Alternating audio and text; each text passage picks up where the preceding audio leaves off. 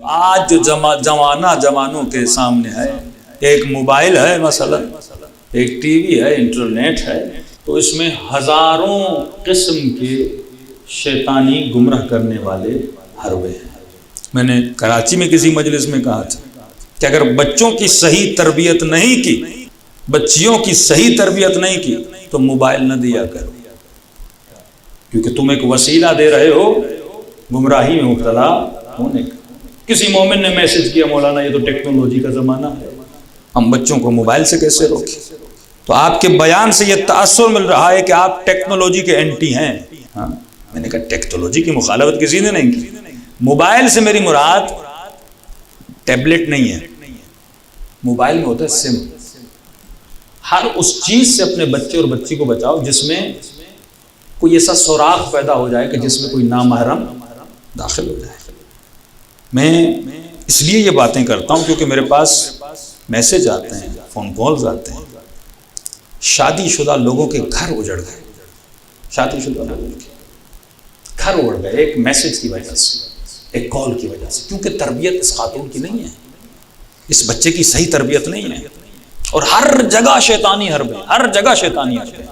تو جب تک میں صحیح تربیت نہیں کر پاتا، ہاں ٹولز یوز کرو، کمپیوٹر دو، لیپ ٹاپ دو، لیکن ایسی چیز جہاں سے کوئی کنیکشن پیدا ہو جائے، اس کا ذریعہ سم کارڈ ہوتا ہے، اس کا ذریعہ واٹس ایپ ہوتا ہے، اس کے ذرائع بہت ہوتے ہیں، یا اپنے بچوں کی تربیت کرو۔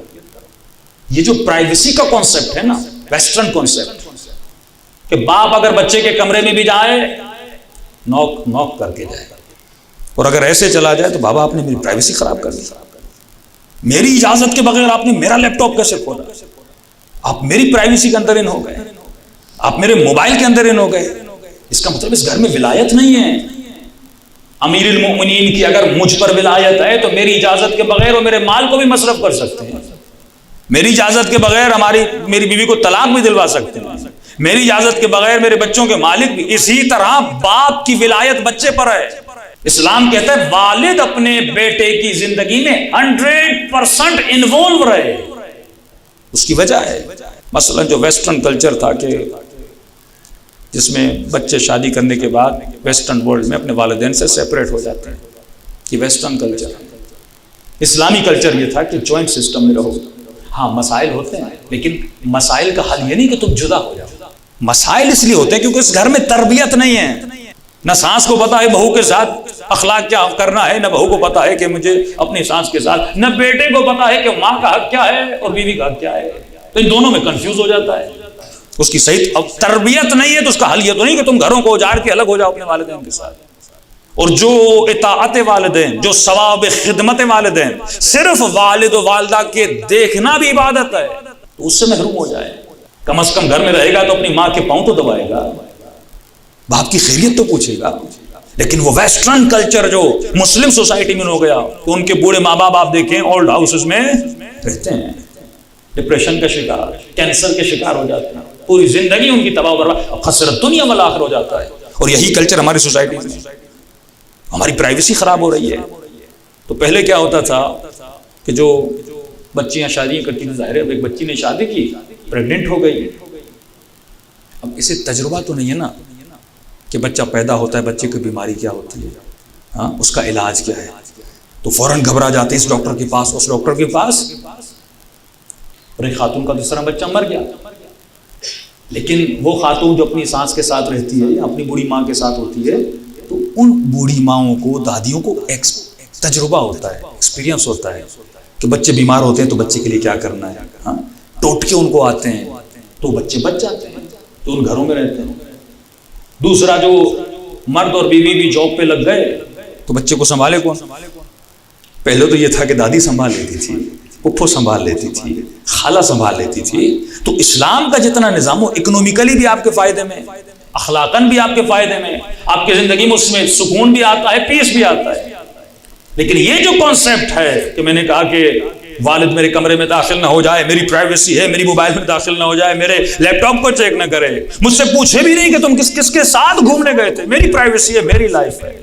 تو اب اس جوان کو زندگی گزارنے کا تجربہ تو نہیں ہے، جیسا میں 20 سال میں تھا ویسا میں 30 سال میں تو نہیں ہوں نا، ان 10 سال میں مجھے اتنا تجربہ۔ تو وہ والد جو 50 کا ہے، 60 کا، اس نے دنیا کی ہر برائی اور اچھائی کو دیکھا ہوا ہے، وہ بیٹر اپنے بچے کو گائیڈ کر سکتا ہے کہ میرے لال فلاں سے دوستی نہ کرنا، فلاں جگہ پہ نہ جانا، یا آج جو تم شہوتوں میں پڑے ہوئے ہو، موبائل کے غلط تعلقات میں اور غلط دوستیوں پڑے ہوئے ہو، ہم بھی ان چیزوں سے گزر چکے ہیں، اس میں کچھ بھی نہیں ہے، تمہاری زندگی تب یہ وقتی مزہ ہے۔ تو اگر اچھا گائیڈ کرے، مولا فرماتے ہیں عقل مند انسان وہ ہے جو دوسروں کے تجربے سے فائدہ لیتا ہے۔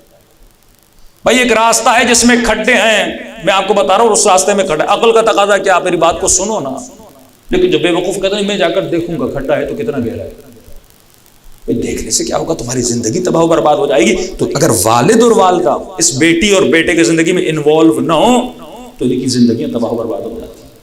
جو ہم نے آزادی کے نام پہ، فریڈم کے نام پہ اپنے بچوں کو چھوٹ دی ہوئی ہے، تو ان بچوں کی دنیا بھی تباہ ہوتی ہے، ان بچوں کی آخرت۔ اور ان بچوں کو سمجھائیے، ڈانٹیے مت، مثالیں دے کر سمجھائیے۔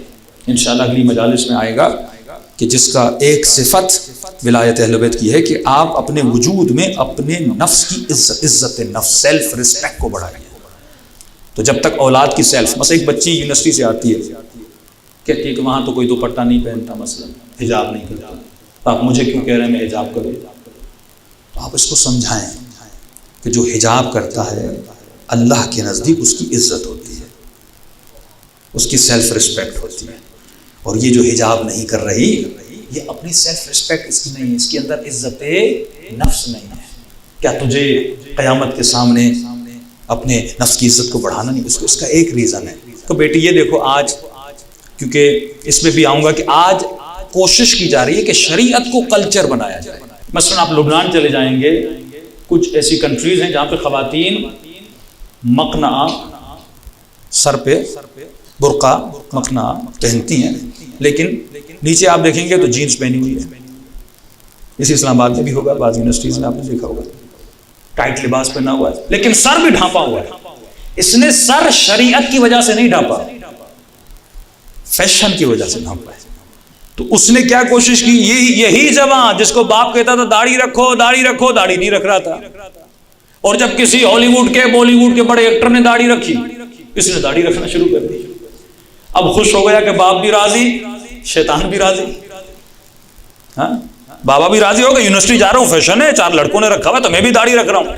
وہ داڑھی جو خدا کے لیے رکھی جائے اس پہ رحمت ہے، لیکن جو داڑھی شیطان کے لیے رکھی جائے اس داڑھی پہ لعنت ہے، کیونکہ الاعمال بالنیات، تو کس کے لیے رکھ رہا ہے، پروردگار عالم کے لیے یا زمانے کے لیے؟